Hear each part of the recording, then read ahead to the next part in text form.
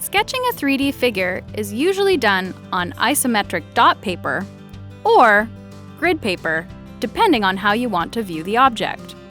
Isometric dot paper is used for an isometric view. This is how your drawing should look when you're finished. Start with the cube that is closest to you. Draw the vertical sides of the cube, and then join them using the dots as a guide.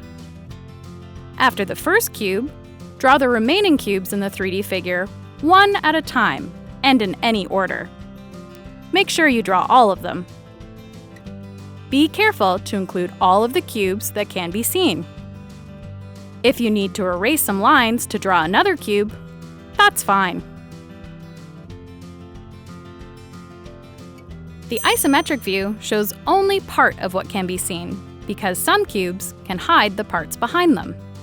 Drawing the top view, side view, and front view help solve this problem. These views are drawn on square grid paper. One gray cube shows where the top is on this shape. Viewed from the top, you'll see that each cube becomes a square. Use the squares on the grid paper as a guide when drawing the 3D figure from this view. Make sure the view is named. This can be repeated for the side view.